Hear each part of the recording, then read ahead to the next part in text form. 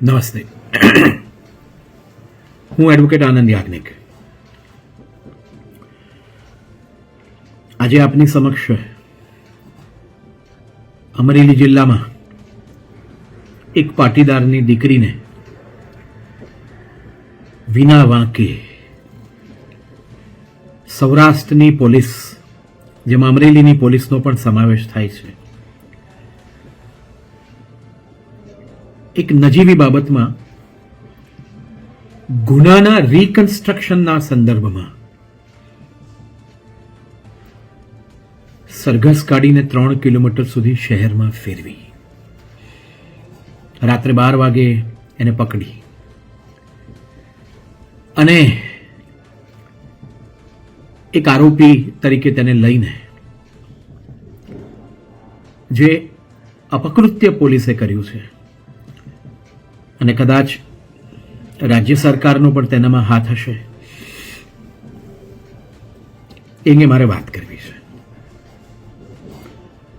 આપ જાણો છો કે 3 મહિના પહેલા રાજકોટ જિલ્લામાં જસદણ તાલુકાની અંદર આટકોટ ખાતે પાટીદાર કન્યા છાત્રાલયમાં દીકરી ઉપર એક ટ્રસ્ટીએ બળાત્કાર કર્યો અને સાથે સાથે એ ટ્રસ્ટીનો ખાસ મિત્ર કોન્ટ્રાક્ટર. એ કેસમાં પાટીદાર દીકરીને પાટીદાર સમાજે આજ સુધી મદદ નથી કરી. પાટીદાર હોવાનું ગર્વ મને પણ છે, કારણ કે હું અડધો પાટીદાર છું. પણ આ પાટીદાર કે બિન પાટીદારની સમસ્યાઓમાં પડ્યા વગર આપણે સીધી વર્તમાન સરકાર અને ખાસ કરીને કાઠિયાવાડની પોલીસ, જેને આજકાલ આરોપીઓના સરઘસ કાઢવાની જે આદત પડી ગઈ છે, તે કેટલું બંધારણીય અને કેટલું કાયદેસર છે તેની વાત કરીએ. પહેલા તો કહેવાનું કે આટકોટ કન્યા છાત્રાલયમાં જે દીકરી ઉપર બળાત્કાર થયો તેના સંદર્ભની અંદર જુલાઈ મહિનાથી લડીએ છીએ. આજે ને 6 મહિના થવા આવ્યા. આજ સુધી એક પણ પાટીદાર કોઈ પણ પ્રકારની મદદ કરવા આવ્યો નથી. જસદણના કેટલાક સંવેદનશીલ પાટીદારો છે, એ લોકો નૈતિક રીતે સાથે છે અને એમનો હું આભારી છું.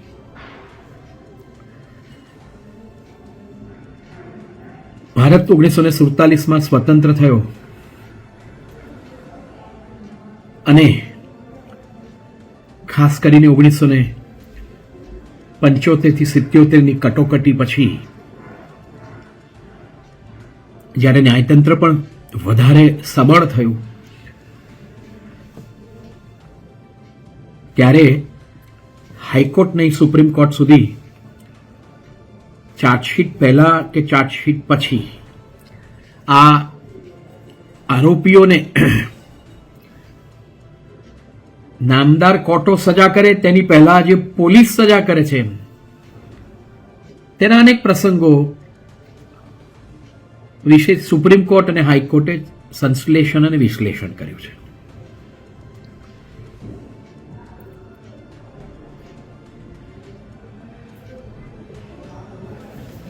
આરોપીઓને દોરડા બાંધીને ફેરવવા, આરોપીઓને જાહેરમાં મારવા, ગાળો બોલવી તો બહુ નગણ્ય વાતો છે.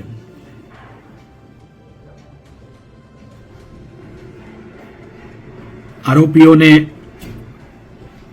દેડકાની જેમ કૂદકા મરાવડાવવા, 4 પગે ચલાવડાવવા, એમનું સરઘસ કાઢીને જાહેરમાં એમને બદનામ કરવા, આ અંગેની મેટરો હાઈકોર્ટમાં અને સુપ્રીમ કોર્ટમાં ગઈ અને સુપ્રીમ કોર્ટે એવું કહ્યું કે આ દેશ આઝાદ થયો છે. પરતંત્ર ભારતની અંદર અંગ્રેજો ભારતીયો સાથે આ રીતે વર્તતા હતા. આને કોલોનિયલ પનિશમેન્ટ કહેવાય.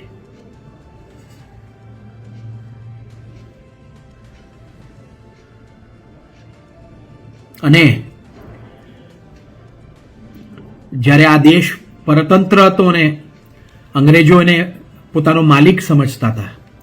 એ માલિક અને આ નેટિવ કહેવાતા હતા ભારતીયો, જેમાં તમારો અને મારો બંનેનો સમાવેશ થાય છે. એની સાથે અંગ્રેજો આ રીતે વર્તતા હતા. પણ જ્યારે સ્વતંત્ર ભારતની અંદર કાળા અંગ્રેજોએ સામાન્ય નાગરિકો સાથે આ જ્યારે વર્તન કરવાનું શરૂ અને સ્વતંત્ર ભારતની અંદર પણ પોલીસ આરોપીને પકડીને એની સામે ચાર્જશીટ કરે તેની પહેલા એને સજા આપી દે, હાથકડી પહેરવીને આપણે અને દોરડા બાંધીને ફેરવે, 4 પગે ચલાવડાવે, સોટીઓથી મારે, માફી મગાવડાવે,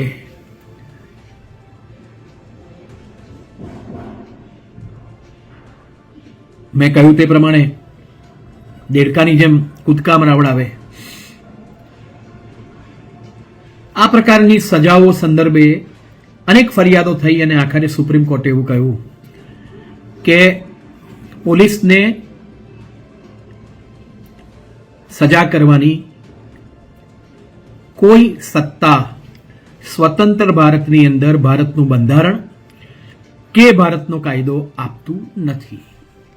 આઈપીસી, સીઆરપીસી અને અન્ય કાયદાઓ આ જુલાઈ 2024થી જે નવા અસ્તિત્વમાં આવ્યા એની અંદર પણ ભારતમાં કોઈ રાજ્યની પોલીસ અને ખાસ કરીને ગુજરાતના પોલીસને સંદર્ભમાં કહું છું કે એવી કોઈ સત્તા નથી. પણ ગાંધીનગરથી ચૂંટાયેલા સત્તાધીશો ટેલિફોન કરી અને ક્યારેક ક્યારેક કહે છે કરો સજા. એવું મેં on a condition of anonymity IPS ઓફિસરો અને સિનિયર પોલીસ ઓફિસરો મને એમ કહે છે કે સાહેબ કહેતા નહીં, પણ અમને આ રીતે કહેવામાં આવે છે. મને પૂછવામાં આવે કે સાબિતી, તો હું સાબિતી નહીં આપી શકું.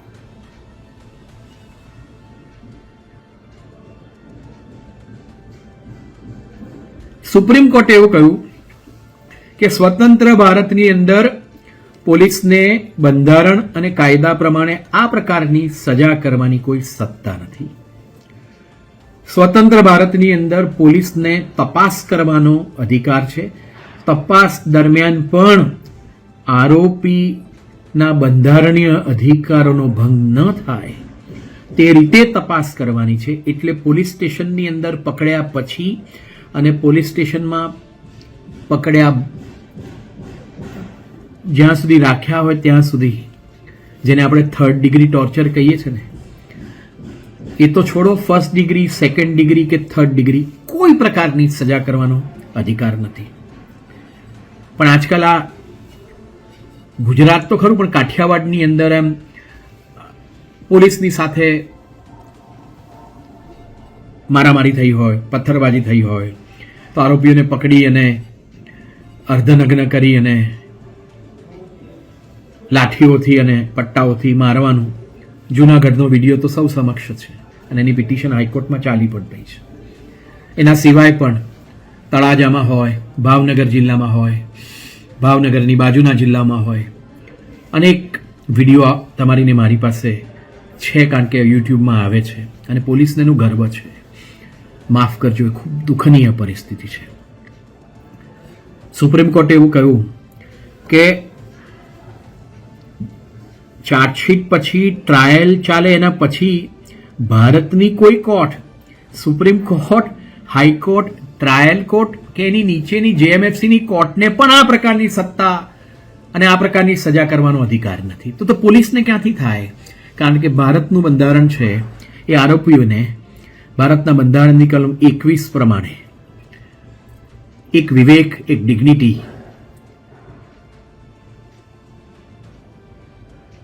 નો અધિકાર આપે છે.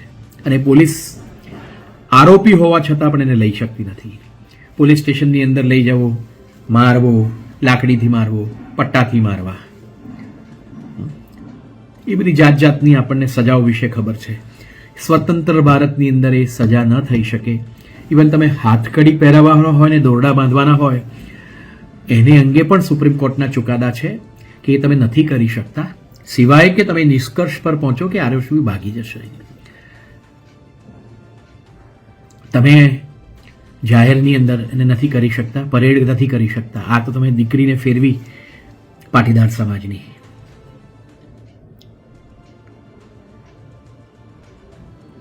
આ દીકરીનું અપમાન કર્યું પોલીસે. આ દીકરીના બંધારણીય અધિકારોનો ભંગ કર્યો, સુપ્રીમ કોર્ટના આદેશોનો ભંગ કર્યો.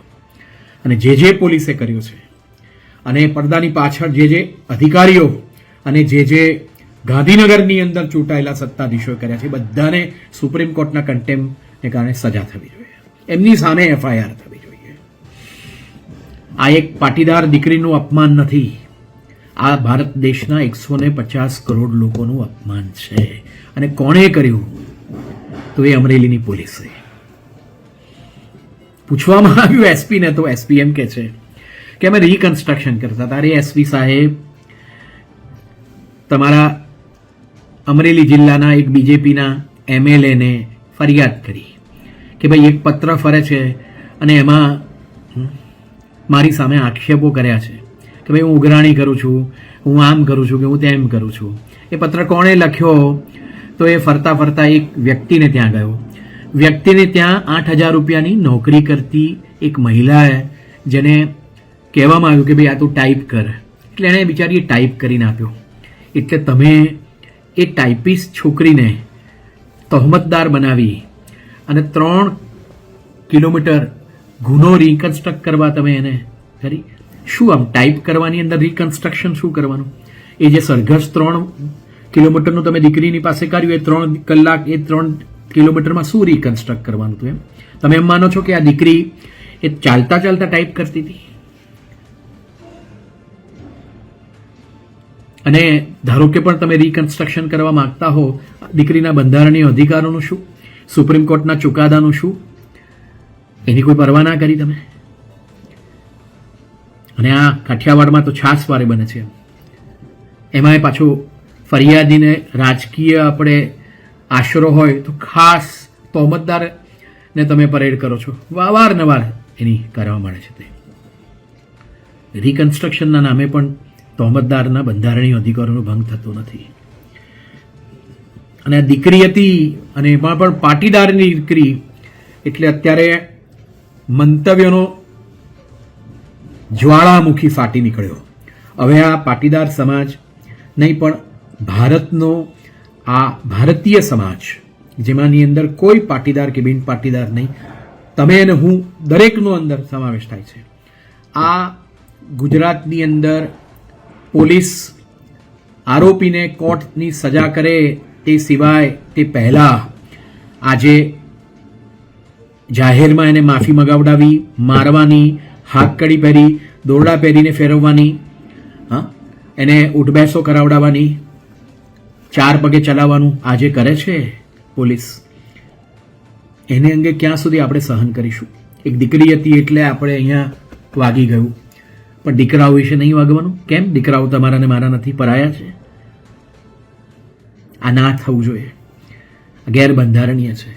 સૌને નમ્ર વિનંતી કે આપણે આની સામે લડીએ. મારો સંપર્ક કરવામાં આવ્યો છે, અને જેમ આટકોટની દીકરીને માટે લડ્યો તે રીતે આ કેસની અંદર પણ જે દીકરી સાથે અપમાનજનક વર્તન, ગેરબંધારણીય વર્તન, ગેરકાયદેસર વર્તન પોલીસે કર્યું છે, કારણ કે એમએલએને સંદર્ભમાં કોઈકે કાગળ લખ્યો તે. ઓહો હો હો હો, એમાં પોલીસને ખબર નથી કે એમના ઘરમાં એ દીકરીઓ છે. પણ આપણે ભૂલી જઈએ છીએ, પોલીસ પણ ભૂલી જાય છે. મા બેન દીકરીનો સંદર્ભ આવે છે ત્યારે પણ પોલીસ મર્યાદા નથી રાખતી. આ લક્ષ્મણ રેખા નહીં, આ દરેક મર્યાદાઓનું ઉલ્લંઘન છે. અને હું કહું છું અમરેલી પોલીસને, અમરેલીના એસપીને કે સાહેબ, અમે કાયદાની મર્યાદામાં આ પાટીદારની દીકરીને સાથે જે તમે અને અમરેલીની પોલીસે જે એસઓજી હોય કે પછી ડીસીબી ક્રાઇમ હોય, સાયબર સેલ હોય, જેણે પણ આ કર્યું તેની સામે અમે બંધારણની મર્યાદા અને કાયદાની મર્યાદામાં રહીને લડીશું અને પ્રસ્થાપિત કરવાનો પ્રયત્ન કરીશું એ કાયદો ફરીથી, કે ગુજરાતની પોલીસ અને કાઠિયાવાડની પોલીસને આ પ્રકારની સજા કરવાનો કોઈ અધિકાર નથી. ન પહેલા હતો, ન અત્યારે છે, અને ભવિષ્યમાં આ પ્રકારના પ્રસંગો ન થાય તે રોકવા માટેનો પ્રયત્ન કરીશું. જય હિન્દ.